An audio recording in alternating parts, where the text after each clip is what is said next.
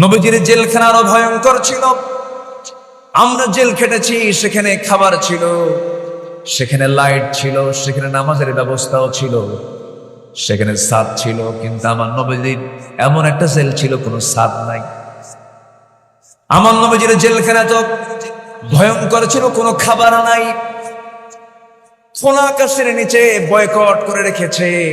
শিব আবু তালিবে দীর্ঘ 3.5 বছর সময় তাদের কেটেছিল। আমার নবীজির সাহাবীরা খাবার না পায়া পায়খানাগুলো এত কোষ্ঠকাঠিন্য হয়ে এত শক্ত হয়ে গেছে যে পায়খানাগুলো ছাগলের পায়খানার মতো কটকটে হয়ে গেছে। খাবার না পেয়ে বাবলা গাছের কাঁটা যুক্ত ছাল টেনে যখন মুখে নিয়েছেন, কাঁটার সঙ্গে ঠোঁট বেজে গিয়ে ঠোঁট থেকে রক্ত ঝরা শুরু হয়ে গেছে, খাবার হয় নাই। মাঝে মাঝে ওই পাথরের উপরে বছরে 2-1 বার করে বৃষ্টি নাজিল হতো। সেই বৃষ্টির পানিতে পড়া কিছু দুর্বা ঘাস জন্মাতো, সেই ঘাসগুলো চাবায়া চাবায়া সাহাবায়ে কেরাম ক্ষুধা নিবারণ করেছে। এত কষ্ট স্বীকার করেছেন তারা। 3.5 বছর জেল খেটেছেন। আমার নবীজির কলিজার টুকরা মেয়ে ফাতিমা বিনতে মুহাম্মদ সাল্লাল্লাহু আলাইহি ওয়াসাল্লাম, ফাতিমা রাদিয়াল্লাহু তাআলা আনহা খুব অল্প বয়সে দুনিয়া থেকে বিদায় নিয়েছেন। কেন এত অল্প বয়সে তিনি ইন্তেকাল করলেন? কেন? আমার নবীর ইন্তেকালের মাত্র 6 মাসের মাথায় তিনিও দুনিয়া থেকে বিদায় নিয়েছেন। মূল কারণ ওই যে 3.5 বছর খাবার পান নাই, খাবার না পায়া তাদের পেটের নাড়ি ভুঁড়িগুলো সব শুকিয়ে গেছে। কঠিন রোগে তারা আক্রান্ত হয়ে পড়েছেন। এই যে ত্যাগ, এই যে কোরবানি, এই যে বিশাল বড় ত্যাগ তারা স্বীকার করেছেন। বিজয় দিয়েছেন কে? আসতে বলবেন না, বিজয় দিয়েছেন কে? আমার বন্ধুগণ, দাওয়াতি কাজ করতে গিয়ে তারা মার খেয়েছেন, দাওয়াতি কাজ করতে গিয়ে তারা গালি শুনেছেন। নবীজি গালি কম শোনেন নাই।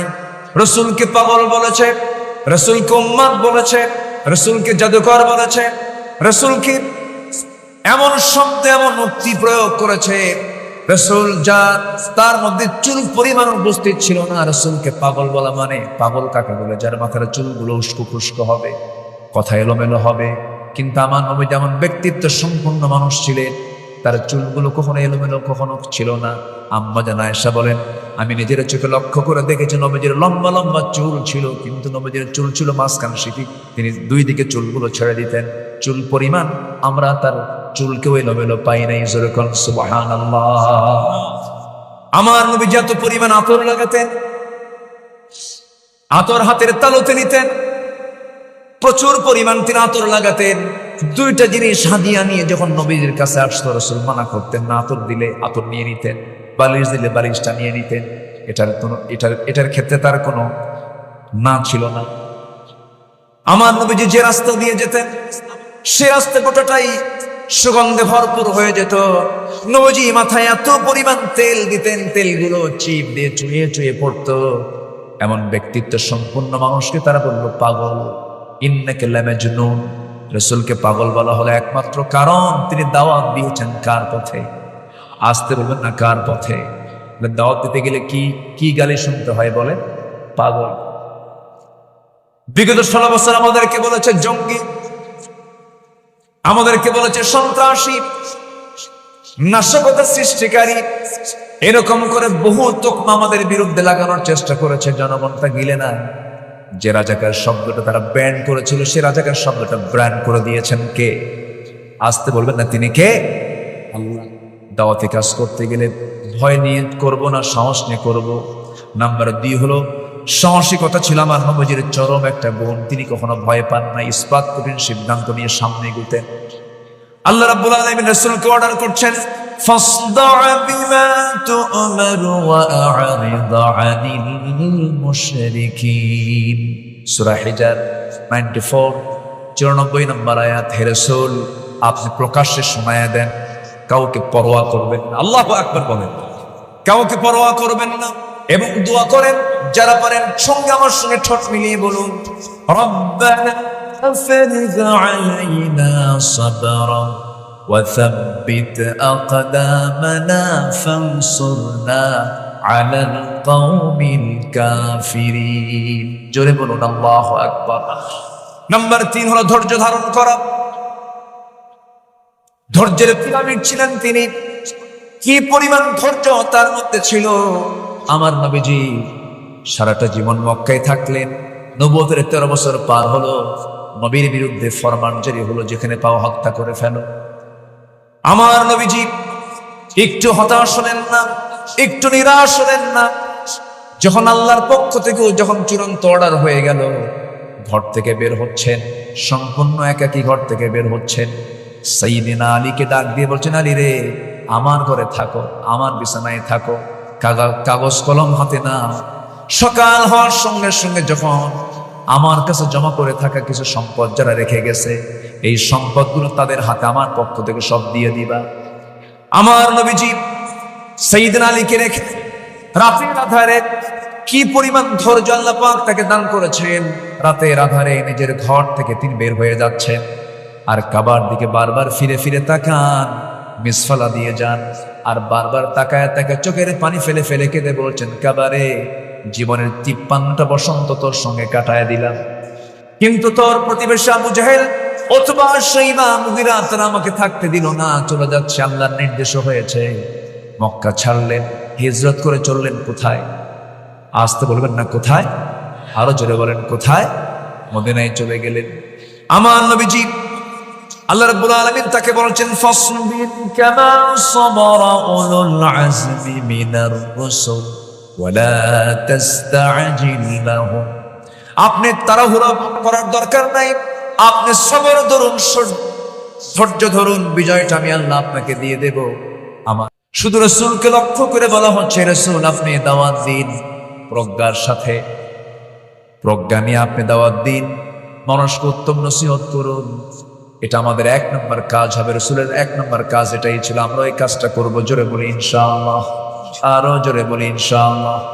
আমরা 15টা আদর্শ শিখে যাবো। কয়টা আদর্শ বলেন? এর মধ্যে হলো কয় নাম্বার? আসতে বলবেন না কয় নাম্বার? হাতের কড়াগুলো গুনবেন, 15টা আদর্শ আজকে শুনে শুনে যাবেন। নাম্বার 2 হলো আমার নবীর মধ্যে ভীরুতা ছিল না সাহসিকতা ছিল? বলেন, তিনি কি ভীরু ছিলেন না সাহসী ছিলেন? চরম সাহসী মানুষ ছিলেন। চুল পরিমাণ তার মধ্যে দিলে কখনো ভয় বাসা বাঁধে নাই। আমার নবীর জীবনে কত পরীক্ষা এসেছে, প্রত্যেকটা পরীক্ষায় তিনি ফেল না পাস। আমার রাসূলকে এত মর্যাদা দিয়েছেন যে কোরআন যে ব্যক্তির উপরে নাজিল হলো, সেই মহান ব্যক্তিকে আল্লাহ তাআলা নিজে কখনো নাম ধরে ডাক দেন নাই, সম্বোধন সূচক শব্দ প্রয়োগ করেছেন। সরাসরি নাম ধরে ডাকলেও এতে আল্লাহর কোনো আসে যায় না। যেমন করে ডাক দিয়েছেন, ইয়া আদম উসকুন আনতা ওয়া যাওজুকাল জান্নাহ ওয়া মা তিলকা বিয়ামিনিকা ইয়া মূসা ইয়া ইয়াহইয়া খুযিল কিতাবা বিকুওয়া। আল্লাহ রাব্বুল আলামিন আরো নবীকে নাম ধরেই ডাক দিয়েছেন, কিন্তু আমার নবীর নামটা নিলেও সম্মান সূচক গুণবাচক শব্দ সাথে সাথে লাগায়া দিয়েছেন, মুহাম্মাদুর রাসূলুল্লাহ ওয়াল্লাযীনা মাআহু আশিদ্দাউ আলাল কুফফারি রুহামাউ বাইনাহুম। আরেক জায়গায় বলছেন, ইয়া আইয়ুহার রাসূল বাল্লিগ মা উনসিলা ইলাইক। আরেক জায়গায় বলছেন, ইয়া আইয়ুহাল মুসাম্মিলু কুমিল লাইলা ইল্লা কালিলা। আরেক জায়গায় বলছেন, ইয়া আইয়ুহাল মুদ্দাসসির কুম ফাআনযির ওয়া রাব্বাকা ফাকাব্বির ওয়া সিয়াবাকা ফাতাহহির ওয়ার রুজজা ফাহজুর। জোরে বলুন আল্লাহু আকবার। আমার আল্লাহ তাআলা আমার নবীকে কি সম্মানটাই দিয়েছেন, গোটা কোরআন কোথাও খুঁজে পাবেন না ইয়া মুহাম্মদ বলে একটা বার ডাক দিয়েছেন। সেই নবীর সম্মানটা কত, মর্যাদাটা কত, সেই নবীর মর্যাদা আল্লাহ রাব্বুল আলামিন এত দিয়ে দিয়েছেন। কিন্তু বিগত 16 বছর ধরে এমন কোন টাইম নাই এই দেশের নাস্তিকের বাচ্চাগুলো রাসূলকে গালি দেয় নাই। বিগত 16 বছর অনেক টুপিওয়ালা, দারুণা বুখারীর উস্তাদ, অনেক বড় বড় মাদ্রাসার মুহতামিম, অনেক বড় বড় ইসলামী দলের নেতা। বিগত 16 বছর তারা সরকারের সর্বোচ্চ সুযোগ সুবিধা গ্রহণ করেছেন এবং গণজাগরণ মঞ্চে গিয়ে এমন একটা আলেম বলেছেন যে আমি আমার জীবনের শ্রেষ্ঠ কাজ করতে পেরেছি আজকের গণজাগরণ মঞ্চে আসতে পেরে। সম্মানিত বন্ধুগণ, ওয়াল কাযিমিনাল গায়জ ওয়াল আফিনা আনিন নাস, আমরা ক্রোধকে সংবরণ করা বুঝি। তওবা করুন, নচেৎ জাতি আপনাদেরকে ক্ষমা করবে না। ঠিক কিনা সম্মানিত ভাইয়েরা?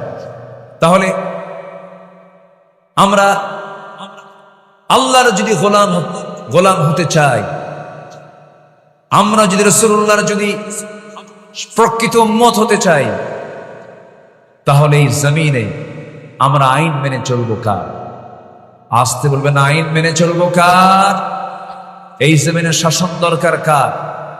আমাদের দেশে আইন চলতেছে কার? আল্লাহ। আল্লাহর আইন চলে। মানে 5 অগাস্ট পাইছেন বলে বিজয় হয়ে গেছে? কিছুই হয় না, কিছুই হয় না। সামনে কাজের জন্য হয়তো অনুকূল পরিবেশ পেয়েছি, কিন্তু কাজ এখনো অনেক বাকি আছে না নাই? আসতে বলবেন না, আছে না নাই? এর জন্য ব্যক্তি গঠন করতে হবে, চরিত্রকে মানের পর্যায়ে নিয়ে যেতে হবে। আল্লাহ নিজেই ওয়াদা করছেন।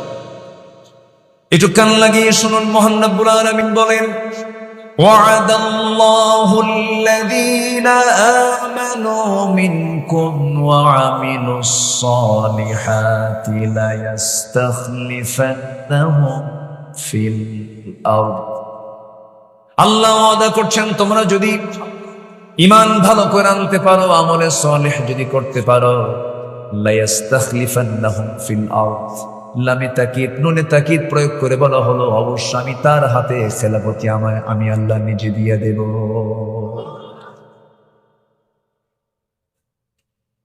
আমার বন্ধুগণ,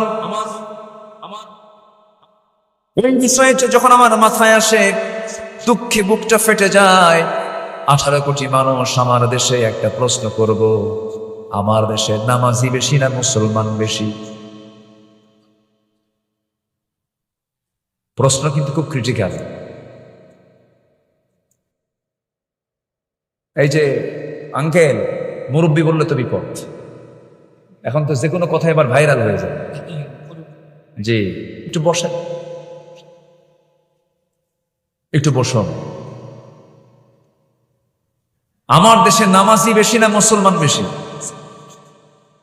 হ্যাঁ বলেন তো, কি হওয়া দরকার? কি হওয়া দরকার? দুটোই হওয়া দরকার, নামাজি মুসলমান হওয়া দরকার। কিন্তু এখন প্রশ্ন করছি হলো, আমার দেশে নামাজি নাই, কিন্তু কি আছে? মুসলমান আছে, বিড়ি খায় আর সার আড্ডা দেয়। আমি যে মুসলিম, আমি যে দায়িত্বশীল, আমার যে দায়িত্ব আছে, আমার যে কর্ম আছে, আল্লাহ পাক আমাকে যে দায়িত্ব দিয়েছেন, এই বোধ শক্তিটুকুও নাই। মাত্র 5% মুসলমান আমার দেশে নামাজ পড়ে। একটা আদর্শ গ্রামের বৈশিষ্ট্য কি? সেই গ্রামের মসজিদ জোহর, আসর, মাগরিবে যত মুসল্লি হবে, তার চাইতে বেশি মুসল্লি হবে হলো ফজর, এশার নামাজে। সেই গ্রামকে আমরা গড়তে পেরেছি? আসতে বলে গড়তে পেরেছি? ফজরের সময় মোটে 3 জন মুসল্লি, একটি ইমাম, আরেকজন মুয়াজ্জিন, আরেকজন খাদেম। চাকরি না থাকলে ওটাও থাকতো। কিন্তু মসজিদ এখন কাঁচা না পাকা? মসজিদ এখন কাঁচা না পাকা? পাকা মসজিদ, ইমানটা কাঁচা। আর আমার রাসূলের মসজিদ ছিল কি? কাঁচা, ইমানটা ছিল পাকা। আমার রাসূলের মসজিদে কোনো মাইক ছিল, কিন্তু বেলাল আযান দিয়েছেন, আরশ আজিম ছুঁয়ে গেছে। যেরকম আল্লাহু আকবার। আমার বন্ধুগণ, এই জন্য সমস্ত চরিত্রকে বাদ দিতে হবে, সব আদর্শকে বাদ দিতে হবে। ন্যাশনালিজম, ক্যাপিটালিজম, সোশিয়ালিজম, কমিউনিজম, জাতীয়তাবাদ, ধর্মনিরপেক্ষ মতবাদ, পুঁজিবাদ, 70 থেকে 80টি মানব রচিত মতবাদ আছে, সব মতবাদের মুখে থুতু মেরে ওটাকে প্রত্যাখ্যান করে একটি আদর্শ লালন করতে হবে, একটি বিধানকে মানতে হবে, এক আদর্শের দিকে আসতে হবে। সূরা আহজাবের 21 নম্বর আয়াতে আল্লাহ রাব্বুল আলামিন বলেন, লাকাদ কানা লাকুম ফি রাসূলিল্লাহি উসওয়াতুন হাসানাহ লিমান কানা ইয়ারজুল্লাহা ওয়াল ইয়াওমাল আখির ওয়া যাকারাল্লাহা কাসীরা। জোরে বলুন আল্লাহু আকবার। তোমাদের জন্য উত্তম আদর্শের বাস্তব নমুনা অন্য কেউ নন, শুধুমাত্র আমি তোমাদের জন্য একজনকে বাছাই করে দিয়েছি, তিনি হচ্ছেন মুহাম্মদ সাল্লাল্লাহু আলাইহি ওয়াসাল্লাম। আমার নবীজি তার জীবনটা যে আল্লাহ তা সুন্দর করে সাজিয়ে দিয়েছেন আমার আপনার জন্য। তার জীবন থেকে আমাদের মোটামুটি অনুকরণীয় 15টা আদর্শ যদি আমরা লালন করতে পারি, ফলো করতে পারি, তার জান্নাতে যেতে কোনো বেগ পেতে হবে না। কোরআনকে সামনে রেখে আমি 15টা পয়েন্টের উপর একটা একটা করে বলবো, আমাকে সময় দিচ্ছেন তো নাকি? কিন্তু কিছু কিছু লোক কিন্তু চলেই যাচ্ছেন আমারে থুই। হ্যাঁ, কি দোয়া করে দেব? উঠতেছে আসেন তো, যে উঠতে নেবে তারে ধরবেন চল।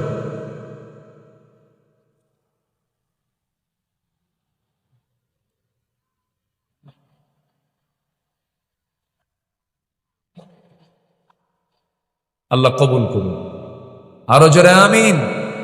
শুধু ঘরে না, ঘরে বাইরে। তাহলে কোরআন সুন্নাহর আলো ঘরে বাইরে যাবে, সব জায়গায় জ্বালাতে হবে। প্রত্যেকটা জায়গায় কোরআনের আলোর দরকার আছে না? সন্ত্রাসী চাঁদাবাজি কিন্তু এখনো চলছে, এখনো কিন্তু একটা মহল তার বিভিন্ন অসামাজিক কাজে লিপ্ত হয়ে আছে। আমাদের পাহারা দিতে হবে, আমাদেরকে সজাগ থাকতে হবে, কোনো চাঁদাবাজি যেন কেউ না করতে পারে। আছে না নাই? আচ্ছা, একটু বুঝে নেন। সম্মানিত ভাইয়েরা, আমি কেবল একটা পয়েন্টের দিকে যাচ্ছি। আমার রাসূলের জীবন থেকে আমাদের জন্য 15টা অনুকরণীয় আদর্শ আছে। কোরআনকে সামনে রেখে আমি কথা বলতে চাচ্ছি। একটাও কি বলেছি আমি? নুরু ওয়াজকে শুরু না শেষ? বলেন, শেষ না শুরু? একটু মনোযোগ দিতে হবে, বসতে হবে। আপনার ওঠার কারণে যদি মাহফিল যদি ক্ষতিগ্রস্ত হয়, এটা বড় ঝুঁকির বিষয়। কিন্তু কেউ উঠবেন না, প্রত্যেকেই দায়িত্বের জায়গায় সচেতন হয়ে আমরা শেষ মোনাজাত পর্যন্ত থাকবো। জোরে বলি ইনশাআল্লাহ। টাইম সিলেকশনে একটু মানে এলোমেলো হয়ে গেছে, একটু আগে আসতে পারলে ভালো হতো। কিন্তু বলেছি মাদ্রাসার মাহফিল, একটু ধৈর্য ধরি আমরা। জোরে বলি ইনশাআল্লাহ। আমার রাসূলের অনুকরণে 1 নম্বর আদর্শ হলো, ইয়া আইয়ুহান নাবিয়্যু ইন্না আরসালনাকা শাহিদান ওয়া মুবাশশিরান ওয়া নাযীরান ওয়া দাঈয়ান ইলাল্লাহ। রাসূল দাওয়াত দিয়েছেন কার পথে? আসতে বলবেন না, কার পথে? আরো জোরে, কার পথে? আমরাও দাওয়াত দেব কার পথে? এদেশে দাওয়াত কিন্তু সবাই দেয়, সব দলই দেয় না? এদেশে বিএনপি আছে, এদেশে বিএনপির সাথে আরো দল আছে, আরেকটা দলের নাম নেবই না মুখে, তারা তো নাই। নাম নেব আর কেন? তারা কি আছে? ওরা বলে আমরা রাজাকার। এদেশের কোন রাজাকার পাকিস্তান যায় নাই, সব ভারতে গিয়ে জমা হয়েছে। সম্মানিত ভাইয়েরা, কত কি বলেছে তারা, কিছু হল নেই, এটা ট্যাগ লাগায় দিত। স্বামী স্ত্রীর মধ্যে দ্বন্দ্ব, কি এখানে জামাতের নাশকতা আছে? কি করেনি ওরা? বলে ষড়যন্ত্র আছে জামাত ইসলাম।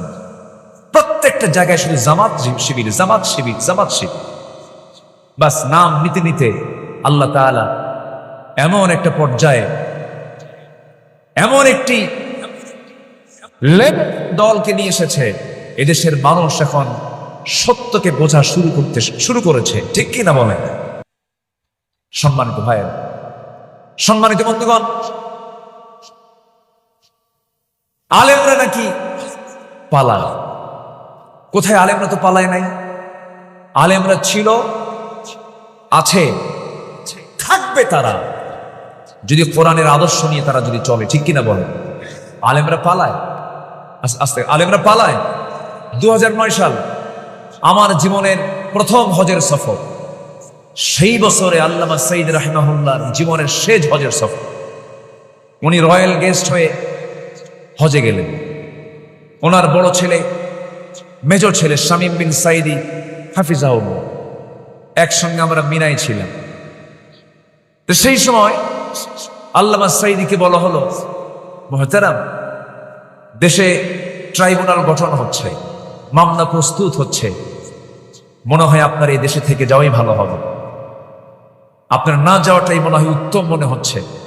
উনি একখান মুস্কি হাসি মেরে বললেন, আমার দেশ, আমার জনগণ, আমার দলের কর্মী মানবতর জীবন যাপন করবে, জেল খাটবে, আর আমি বিদেশে আরামে বসে থাকবো? এই কথা বলি মুস্কি একখান হাসি মেরে, না, সাইদির চরিত্র এমন হওয়া উচিত নয়, আমি দেশের মাটিতেই চলে যাব। উনি এসেছেন, জেলে ঢুকেছেন, তার শেষ বক্তব্য ছিল কান্না না হাসি। তিনি কথা বলেননি, কিন্তু তার শেষ ভাষা ছিল কি? বলেন, শেষ ভাষা ছিল কি? তিনি কি অসন্তুষ্ট ছিলেন জেলখানায় থেকে?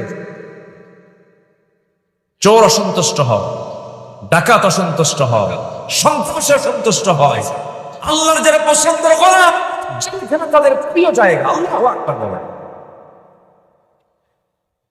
সম্মানিত ভাইয়েরা, সর্বশেষ 14 অগাস্টে, 13 অগাস্ট কাশিমপুর জেলখানা থেকে তাকে ধরে এনে বলবো, চিকিৎসার নাম করে তাকে হসপিটালে রেখে, না তার নিজ পরিবার পরিজনের সঙ্গে সাক্ষাতের কোনো সুযোগ না দিয়ে, সম্পূর্ণ ষড়যন্ত্র করে একটা সুস্থ মানুষকে, নীরব মানুষকে পয়জনিং করে হত্যা করা হয়েছে। ঠিক না? হত্যা করা হয়েছে। তাফসীর মাহফিলের এই প্ল্যাটফর্ম থেকে আমি সুস্পষ্ট ভাষায় জানিয়ে দিতে চাই, যেই মেডিকেল টিম তার চিকিৎসার দায়িত্ব গ্রহণ করেছিল, অবিলম্বে তাদেরকে গ্রেফতার করে চূড়ান্ত শাস্তি দেওয়া হোক। কোন জুলুমকে আমরা সহ্য করতে পারবো না। জুলুম কাজ চালিয়ে যেতে হবে। 2014 সালে এই বৃহত্তর পাবনা 2 বাজারে মাহফিল করতে গেলাম। নবীজির সিরাত নিয়ে আলোচনা করছি, নবীজির আদর্শ নিয়ে আলোচনা করছিলাম। এরকম করে মাহফিলে হঠাৎ করে বাম পাশ থেকে একটা গুলির আওয়াজ শোনা গেল। একদম ডাইরেক্ট আমাকে লক্ষ্য করে গুলি করেছে, হামলা করেছে। কেন? ওদের জ্বালা হচ্ছে একটাই, যে এখানে কোনো আদর্শ চলবে না, এখানে চলবে হলো ওদের ধ্বজাধরী নেতার আদর্শ। ওদের ধ্বজাধরী নেতা আছে না নাই? মুখে একখান মোষ আছে আর পেট একখান মোটা 10 মাসের মতো নেতা হওয়া যায়। মুখের মোষ 2.5 ইঞ্চি হাইব্রিড জাতের মোষ, এমন কিছু নেতা আছে না নাই? শুধু আমি বলেছিলাম, মোষওয়ালা নেতৃত্ব মানবো না আমরা মানবো হলো দাড়িওয়ালা নেতৃত্ব, ইসলামের নেতৃত্ব। এটাকে তারা মাথায় নিয়ে তারা বললো আমাদের নেতার বিরুদ্ধে কথা বলেছে। 2 বাজারের সামনে ওদের দলীয় কার্যালয়, সেখান থেকে তারা পুলিশি সহযোগিতা নিয়ে সরাসরি মাহফিলে 20 থেকে 25 হাজার মানুষ হামলা করল। সেই দিন না হলো 50 থেকে 60 জন আহত হয়েছে। মঞ্চ আগুন ধরিয়ে দিয়েছে। 3 দিন পর শুনি ওখানে একটা মামলা হয়েছে, সেই মামলার 1 নম্বর আসামি হলাম আমি। কি কথা কি বুঝতেছেন? কথা কি বোঝা যায়?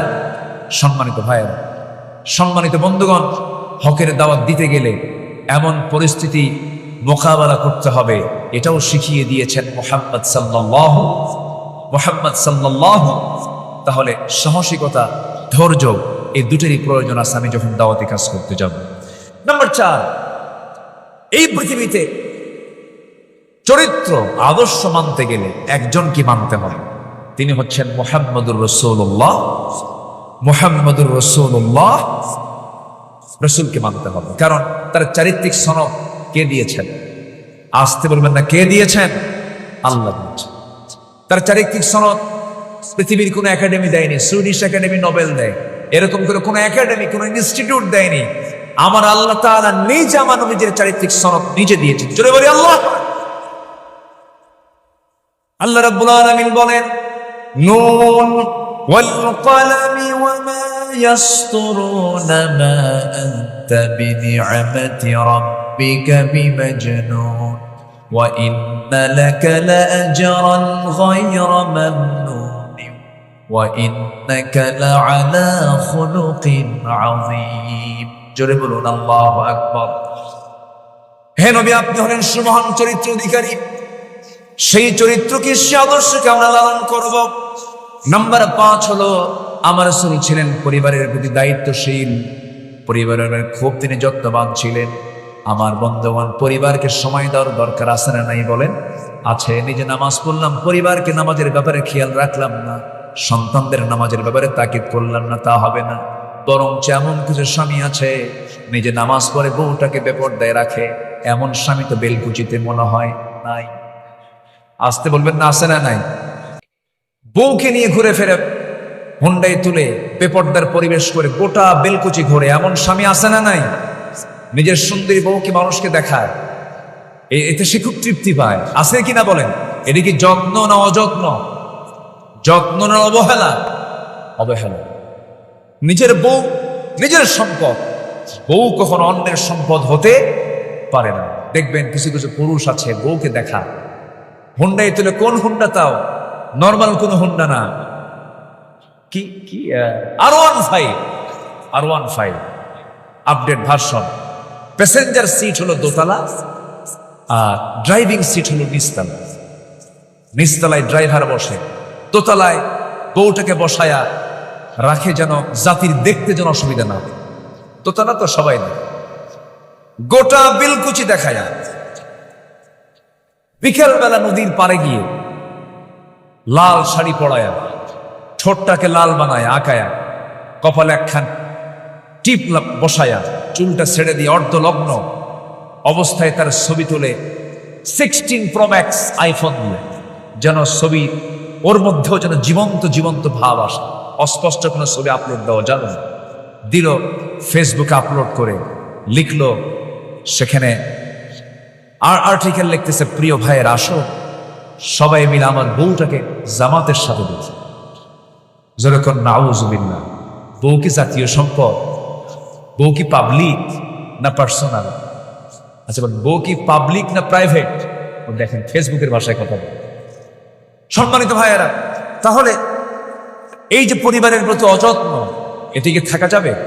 রাসূল তা শিখিয়েছেন। আমার নবীজি একদিন হাঁটতেছেন, অপ্রয়োজনীয় একটা আওয়াজ ফাতিমার কণ্ঠ থেকে নবীর কানে চলে আসে। আমার নবীজি ঘরের মধ্যে ঢুকে গেলেন, ঢুকে গিয়ে বলছেন, ফাতিমা, তোমার অপ্রয়োজনীয় একটা আওয়াজ আমার কানে আসলো। এই আওয়াজটা যদি অন্য কোনো পরপুরুষের কানে চলে যেত, তোমার গুনাহ হয়ে যেত। এমনটা করা উচিত নয়। আমার নবীজি একদিন দরজায় দাঁড়ানো, এক অন্ধ সাহাবী নবীর সঙ্গে দেখা করার জন্য আসতেছেন। আমার রাসূল বলছেন, আয়েশা ভিতরে চলে যাও। আমার এক সাহাবী আমার সাথে সাক্ষাৎ করার জন্য আসে। হুজুর, সে তো অন্ধ মানুষ। রাসূল বলছেন, আয়েশা, সে অন্ধ হতে পারে, তুমিও কি অন্ধ নাকি? ভিতরে চলে যাও। কি যত্নশীল তারা ছিলেন, কি যত্নবান আমার রাসূল ছিলেন। পরিবারের প্রতি সর্বক্ষণ তিনি নজরদারি রাখতেন, খেয়াল করতেন, সন্তানদেরকে নসিহত করতেন। কারণ কু আনফুসাকুম ওয়া আহলিকুম নারা, নিজে বাঁচো, তোমার পরিবারকে জাহান্নামের আগুন থেকে বাঁচাও। এই ক্ষেত্রে অনেকে দায়িত্বশীল আছেন, লক্ষ্য করা যায় দায়িত্ব পালন করতে করতে এত মহাব্যস্ত, নিজের পরিবারের দিকে খেয়াল করার সময় পান না। এরকমও কিন্তু আছে। এই মিসিংটা হয়ে যায়, এটা হওয়া যাবে না। আমার নবীজি স্ত্রীদের হক আদায় করেছেন 16 আনা। একটা স্ত্রী তার ছিল না, তার আল্লাহ তাআলা একাধিক স্ত্রী তাকে দিয়েছিলেন। আল্লাহ তাকে অর্ডার দিয়েছেন বিয়ে করার জন্য। তিনি যে একাধিক স্ত্রী বিয়ে করেছেন, অর্ডার দিয়েছেন কে? এই ক্ষেত্রে রাসূলের কোনো ভুল ধরা কি যাবে নাকি? আমার দেশের নাস্তিকরা না বুঝে না জেনে রাসূলকে এরকম করে গালিও দিয়েছে, এতগুলো বউ কেন? জেনাকার মুহাম্মদ, যেরকম নাউজুবিল্লাহ। আমার নবী আম্মা জান আয়েশাকে বিয়ে করেছেন, লক্ষ লক্ষ হাদিস তিনি মুখস্থ করেছেন আর রাসূলের কাছ থেকে হাদিসগুলো নিয়েছেন। আমার ভাইয়েরা, এরপরে বাকি যে স্ত্রীগুলো ছিল সব আল্লাহর অর্ডারে তিনি বিয়ে করেছেন। আমার নবীজি স্ত্রীদের হক আদায় করেছেন, সবার সঙ্গে মিষ্টি মুখে কথা বলেছেন। আম্মা জান আয়েশা বলেন, আমি রাসূলুল্লাহকে কোনোদিন দেখি নাই মন বড় হয়ে কথা বলতে। আমি আসা সহজে রাসূলকে আগে সালাম দিতে পারতাম, রাসূল আগে আমাকে সালাম দিতেন।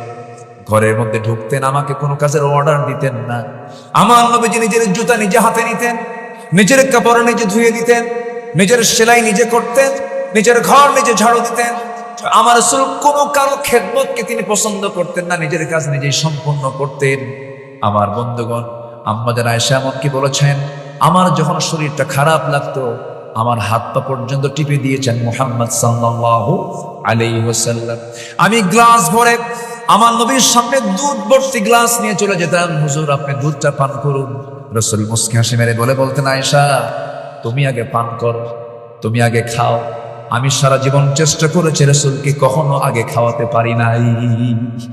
আমার নবীজি, আম্মা জান আয়েশা বলেন, মাঝে মাঝে আমি গোশত নিয়ে, উটের গোশত, ছাগলের গোশত নিয়ে যখন নবীর কাছে যেতাম, আমার নবীজি বলতেন, আয়েশা তুমি আগে খাওয়া শুরু করো। আমি গোশত খেতাম, হাড়গুলো চুষে চুষে রাখতাম। আমার নবীজি আমার মুখ থেকে রেখে দেওয়া হাড়টা যে দিক দিয়ে চোষণ মারতাম, নবীজি সেই দিক দিয়ে চোষণ মারতেন। কি যত্ন পরিবারে নিয়েছেন তিনি, কি হক তিনি আদায় করেছেন। অনেক রাত হয়েছে দাওয়াতি কাজ করে যখন ঘরের মধ্যে ঢুকতেন, আম্মা জান আয়েশা বলেন আমাকে ডাক দিতেন না, আস্তে আস্তে করে দরজা খুলতেন। দরজা খুলে ভিতরে ঢুকে কোনো খাবার থাকতো না, কোনো কৈফিয়ত ছিল না, কোনো প্রকার রাগারাগি ছিল না। সামান্য কিছু পানি পান করে সারাদিন রোজার নিয়ত রোজা রেখে দিতেন। জোরে কান সুবহানাল্লাহ। আমার ভাইয়েরা, আমার বন্ধুগণ, 4 স্ত্রী একদিন আমার নবীর সামনে বসা। 4 স্ত্রী বলে ফেলতেছেন, হুজুর আপনি সত্যি করে বলুন তো, আমাদের মধ্যে গন্ডগোল লাগছে, আপনি আমাদের 4 জনের মধ্যে কাকে সবচেয়ে বেশি ভালোবাসেন? আমার রাসূল বলছেন, ও আমার স্ত্রীরা, এই জবাবটা আমি এখন দেবো না, কালকে সকালবেলা দেবো, যাও। পাঠায় দিলেন। সন্ধ্যা হতে না হতে আমার নবীজি 2টা করে খেজুর তিনি ভাগ করলেন, 8টা খেজুর হাতের মধ্যে নিলেন। 2টা খেজুর প্রথমে আম্মা জান আয়েশার ঘরে গিয়ে ডাক দিয়ে বলছে, ওরে আয়েশা, আমি তোমাকে দারুণ ভালোবাসি, আই লাভ ইউ, আহিব্বুক, আমি তোমাকে দারুণ ভালোবাসি। বউকে আই লাভ ইউ বলা জায়েজ না না জায়েজ? নিজের বউ না পরের? এটা যেন মনে থাকে না। বসে আমার নবীজি বললেন, 2টা খেজুর দিয়ে গেলাম এবং জানিয়ে দিলাম, আমার আয়েশা আমি তোমাকে দারুণ ভালোবাসি, তবে তোমাকে যে মোহাব্বত করি এই কথাটা যেন কাউকে না জানানো হয়। 2টা খেজুর দিয়ে গেছে, এই তথ্য যেন গোপন থাকে। 2য় স্ত্রীর ঘরে গিয়ে একই কথা বললেন, 3য় স্ত্রীর ঘরে গিয়ে একই কথা বললেন, 4র্থ স্ত্রীর ঘরে গিয়ে 2টি খেজুর দিয়ে বললেন, এই 2টি খেজুর যে তোমাকে দিয়ে গেলাম এই কথা যেন কেউ না জানে। পরের দিন সকালবেলা বুক ভরা আশা নিয়ে 4 স্ত্রী নবীর সামনে এসে বলছে, ইয়া রাসূলুল্লাহ, আপনি জানাতে চেয়েছেন আজকে সকালবেলা আপনি আমাদের 4 জনের মধ্যে কাকে সবচেয়ে বেশি ভালোবাসেন। আমার নবীজি মজা করে মুস্কি মুস্কি হাসি মেরে বলছেন, আমি যাকে রাত্রেবেলা গোপনে 2টা খেজুর দিয়ে আসছি আমি তাকেই সবচেয়ে বেশি ভালোবাসি। জোরে বলে সুবহানাল্লাহ। আমার নবীজি পরিবারকে সময় দিয়েছেন। ওয়াসাল বাইত আমসিক আলাইকা লিসানাক ওয়ালিয়াসাকা বাইতাক ওয়াবিকি আলা খাতিআতিক মান নাজাহ ইয়া রাসূলুল্লাহ। আমি নাজাত পাবো কেমনে? 3টা কাজ করো। জিহ্বাকে কন্ট্রোল করো, বাড়িকে বড় বানায় ফেলো, বাড়িকে সময় দাও। ওয়াবিকি আলা খাতিআতিক, তোমার পাপের জন্য চোখের পানি ফেলে ফেলে কাঁদো, নাজাত পেয়ে যাবে। পরিবারকে সময় দেওয়ার দরকার আছে না নাই? আসতে বলবেন না আছে না নাই? দেখবেন কিছু কিছু পুরুষ আছে বিকেল বেলা হলে পারে 4 দোকানে বসে গীবত খানায় বসে শুধু গীবত করে। পরিবারকে সময় দেন, সন্তানকে দাওয়াতি কাজ করেন, সন্তানকে বুঝান। এই কথাগুলো আপনি শুধু শুনতেছেন না, আগামী কালকের মধ্যে এই মিডিয়াগুলোর মধ্যে দিয়ে কোটি কোটি মানুষের কাছে আলোচনাগুলো চলে যাবে। আমার বন্ধুগণ, নাম্বার 6, আমার নবীর আদর্শ ছিল আমানতদারিতা। ন্যায় বিচারে তিনি করেছেন, আমানত তিনি কখনো খেয়ানত করেন নাই। লা ঈমান লিমান লা আমানাতা লাহ। ইন্নাল্লাহা ইয়া'মুরুকুম আন তু'আদ্দুল আমানাতি ইলা আহলিহা ওয়া ইযা হাকামতুম বাইনান নাসি আন তাহকুমু বিল আদল ইন্নাল্লাহা নি'মা ইয়া'iযুকুম বিহ। জোরে বলুন আল্লাহু আকবার। সূরা নিসা আয়াত নাম্বার 58। আল্লাহ তাআলা অর্ডার দিয়েছেন আমানতকে তোমরা রক্ষা করবে, আমানতের কখনো খেয়ানত করবে না। আমানত নাই যার ঈমান নাই তার, ওয়াদা ঠিক নাই যার ঈমান নাই তার, বলেছেন মুহাম্মদ সাল্লাল্লাহু আলাইহি ওয়াসাল্লাম। আমানতটাকে ঠিক রাখার চেষ্টা করব আমরা, জোরে বলি ইনশাআল্লাহ। বনের সম্পত্তি মেরে খাওয়া ভাই বেলকুচি নাই আছে? বলবো না বিপদে পড়বেন? বলবো বলবো বিপদে পড়বেন না তো? বিপদে পড়লো তো কিছু করেন। বনকে সম্পদ বোঝায় দেয় না, আছে না নাই? বরঞ্চ বনের সঙ্গে অভিনয় করে বেলকুচির সবচেয়ে ভালো মানের মিষ্টি কিনে নিয়ে আসে, ফলমূল কিনে নিয়ে এসে বোনকে দাওয়াত দিয়া জন্মের মতো খাওয়ায়া পাশে বসায় গল্প করতে করতে বলে, বোন আমি তোমার ভাই, তুমি আমার বোন, বাপ তো মারা গেছে, একটা কথা বলি কি, অংশ নিলে কিন্তু ধ্বংস হয়। দেখছেন কি ওয়াজটা দিন, মানে এটা কি মানে কোরআন থেকে ওয়াজ না শয়তান থেকে ওয়াজ? ফাঁকিবাজ। এগুলো আমানত নষ্ট করা হয়ে যাচ্ছে। এই সমস্ত কাজগুলো করা যাবে না, কারণ লিযযাকারি মিসলু হাযযিল উনসাইন, কারণ আল্লাহ তাআলা সিলেকশন দিয়েছেন। আল্লাহ তাআলা মিরাস উত্তরাধিকারীর সম্পদগুলো বন্টনের জন্য সম্পূর্ণ ডিসকাস করে বলে দিয়েছেন সূরা নিসা পূর্বে, এবং বলেছেন শেষে ওয়াতিলকা হুদুদুল্লাহ। এই অংশ বন্টন মানতে গিয়ে তোমরা সাবধান থাকবে, এগুলো কিন্তু আল্লাহর সীমা। ওয়া ইয়াসিল্লাহ ওয়া রাসূলাহ, যারা এই সীমাকে লঙ্ঘন করবে তারা ইদখিলহু নারান, তারা জাহান্নামে চিরকাল স্থায়ীভাবে বসবাস করবে। নাউযুবিল্লাহ। আমার বন্ধুগণ, আমানতদারিতা রক্ষা করতে হবে। ন্যায় বিচার, আমার নবীজির বিচার ব্যবস্থা এমন ছিল, স্বাধীন ছিল, কোন ব্যক্তি দেখে বিচার রাসূল কখনো করেন নাই। ডাকাতের বিচার করেছেন, ডাকাতের মশানে বিচার করেছেন। এক লোক খুন করেছে, ডাকাতি করেছে, অপহরণ করে উটগুলো নিয়ে চলে গেছে, এবং রাখালকে হত্যা করে সব উটগুলো যখন অপহরণ করে নিয়ে যায়, নবীর কাছে রিপোর্ট চলে এলো। রাসূল বললেন ওকে যেখানেই পাও সেখানেই ধরে আনা হলো। রাসূল বললেন ওরা হাত পা বাঁধো। দিয়েছিল কি না? পানি দেয় নাই, এক চুল পরিমাণ পানি দিবা না, বালু চাটতে চাটতে ও মরুক। আল্লাহু আকবার। আমার নবীজির বিচার কত কঠোর ছিল। সারা জীবন ওয়াজ শুনেছে, রাসূল ছিলেন দয়ার সাগর, কিন্তু রাসূল দয়ার সাগর, যেখানে দয়ার সাগর হওয়া দরকার সেখানে দয়ার সাগর ছিলেন, যেখানে কঠোর হওয়া দরকার সেখানে কঠোর ছিলেন। আল্লাহু আকবার। এক ফাতিমা নামে মহিলা চুরি করে ধরা পড়েছে, উচ্চ বংশীয় সেই সমাজের। নবীর কাছে রিপোর্ট আসলে রাসূল বললেন কোনো কথা নাই, হাত কাট। ওয়াসসারিকু ফাকতাউ আইদিয়াহুমা, কোনো কথা নেই, চোর চুন্নি হাত কাটা। হাত কাটার অর্ডার হয়ে গেছে। ওমরে ফারুককে ম্যানেজ করে ওই বংশের লোকেরা বলছে, ওমর তোমার কথা রাসূল বুঝে শুনবেন, তুমি একটু যাও তো, দেখো তো সুপারিশ করা যায় কিনা। আমার রাসূল সামনে বসা, ওমরে ফারুক সামনে গিয়ে বলছেন, ইয়া রাসূলুল্লাহ দেখুন তো একটু কিছু করা যায় নাকি। সম্ভ্রান্ত পরিবারের মেয়ে চুরি করে ধরা পড়েছে, হাত কাটলে তো মান সম্মান চলে যায়। আমার নবীর চেহারা রক্তিম হয়ে গেল, লাল লাল বর্ণ হয়ে গেল, চক্ষু লাল হয়ে গেছে। রাসূল বলছেন, ওমর তোমার দারাজ কণ্ঠ গেল কোথায়? আজকে যদি ওই ফাতিমা না হয়ে, ওই উচ্চ বংশীয়ার কথা তুমি বলছো, ওই ফাতিমা না হয়ে যদি আমার ফাতিমা বিনতে মুহাম্মদ যদি চুরি করে ধরা পড়তো, আমি রাসূল নিজ হাতে সবার চোখের সামনে আমি নিজে হাত কেটে দিতাম। আল্লাহু আকবার বলেন। ন্যায় বিচার। নাম্বার 7 হলো এতিম, নিকটাত্মীয়, প্রতিবেশীর সাথে সদাচরণ। দেখবেন সমাজে কিছু লোক আছে নিজের ভাইয়ের সঙ্গে সম্পর্ক নেই, ধর্ম ভাই বানায়, নিজের বাবার সঙ্গে সম্পর্ক নেই, ধর্ম বাপ বানায়। আছে নাকি বলুন? এগুলো আছে, এগুলো ভুয়া। এগুলো কি বলেন তো? ভুয়া। নিজের বাবার সমতুল্য কেউ হবে না, নিজের ভাইয়ের সমতুল্য কেউ হবে না, নিজের চাচার সমতুল্য কেউ হবে না, নিজের ফুফুর সমতুল্য কেউ হবে না, নিজের খালার সমতুল্য কেউ হবে না। নিজের ফুফুর সঙ্গে দেখা করা জায়েজ, নিজের খালার সঙ্গে দেখা করা জায়েজ, কিন্তু ধর্ম খালাকে দেখা করা জায়েজ নাকি? ধর্মবোন বানাতে বানাতে শেষ পর্যন্ত ধর্মবোন নিজের বউ হয়। আসতে পারে, ঠিক কিনা? এগুলো ইসলামে জায়েজ নাই।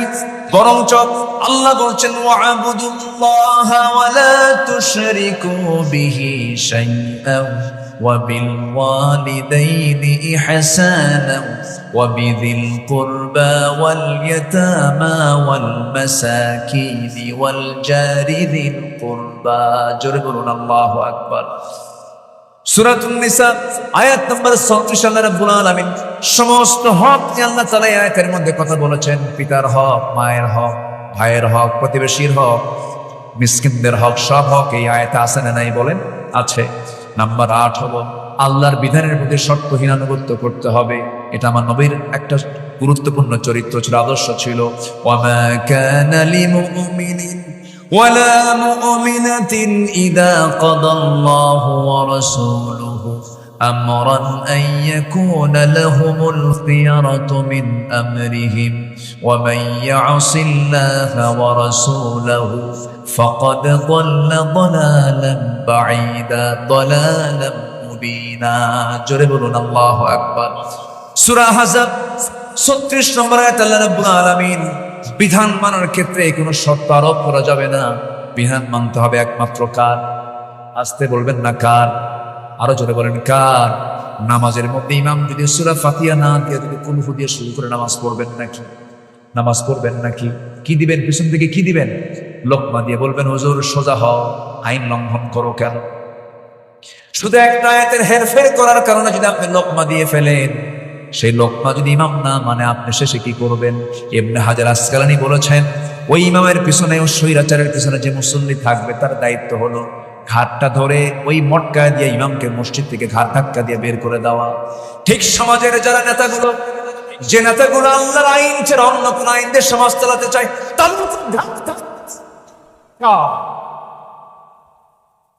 বিধান চলবে কার?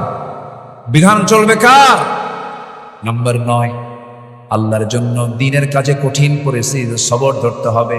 ফাসবির আলা মা ইয়াকুলুন ওয়াসাব্বিহ বিহামদি রাব্বিকা ক্বাবলা তুলুইশ শামসি ওয়া ক্বাবলা গুরুবিহা। জোরে বলুন আল্লাহু আকবার। নাম্বার 11 হলো ঈমানের পথে অবিচল থাকতে হবে। ভেঙ্গে পড়া যাবে না, দুমড়ে যাওয়া যাবে না, মুসরে যাওয়া যাবে না, থমকে দাঁড়ানো যাবে না। فاستقم كما أمرت ومن تاب معك ولا تطغوا إنه بما تعملون بصير। জোরে বলুন আল্লাহু আকবার। নাম্বার 11 হলো আল্লাহর প্রতি তাওয়াক্কুল থাকতে হবে, ভরসা থাকতে হবে। আল্লাহর ভরসা ছাড়া কোনো বিজয় আসবে না। আল্লাহ রাব্বুল আলামিন বলেছেন ওয়া তাওয়াক্কাল আলাল্লাহ ওয়াকাফা বিল্লাহি ওয়াকিলা। সূরা আহজাব আয়াত নাম্বার 48। শুরু করেছি আমি 44 থেকে 45 থেকে। তাওয়াক্কুল করতে হবে আল্লাহর উপরে। নাম্বার 12 হলো কাজে কর্মে একা সিদ্ধান্ত না, পরামর্শ করতে হবে। একা না পরামর্শ? বলেন একা না পরামর্শ? পরামর্শের নামে একটা সূরা আছে, সামনে যারা বসে আছেন একজন বলেন পরামর্শের সূরার নাম কি বলেন? মাশাআল্লাহ, শ্রোতা তো অনেক অনেক সচেতন শ্রোতা আছে, বলি আলহামদুলিল্লাহ। সূরার নাম কি? সূরা, সূরাতুশ সূরা। তাহলে কোনো কাজ করতে গেলে একা না পরামর্শ? বলেন একা না পরামর্শ? ওয়াশাফিরহুম ফিল আমর ফাইযা আযামতা ফাতাওয়াক্কাল আলাল্লাহ। পরামর্শ করার পরে ভরসা করব কার উপর? আল্লাহর উপর। বরকত দিবেন কে? রহমত দিবেন কে? আচ্ছা, নাম্বার 13 হলো সমস্ত কাজে বিনম্র হব না উগ্র হব? বিনম্র হব না উগ্র হব? বিনয়ী হব, বিনম্র হব। ইবাদুর রহমানিল্লাযীনা ইয়ামশুনা আলাল আরদি হাওনা। আল্লাহ কবুল করুন, জোরে বলি আমিন। নাম্বার 14 হলো কুফরের প্রতি কঠোরতা। আশিদ্দাউ আলাল কুফফার। আমার নবীজির সবচেয়ে বড় একটা গুণ ছিল এটা। এবং রুহামা বাইনাহুম। নাম্বার 15 হলো কি? পরস্পর যারা ঈমানদার তাদের মধ্যে এতটাই হৃদ্যিক ভাব তৈরি হবে যেন ওর কলিজা যেন এক হয়ে গেছে। জোরে বলেন সুবহানাল্লাহ।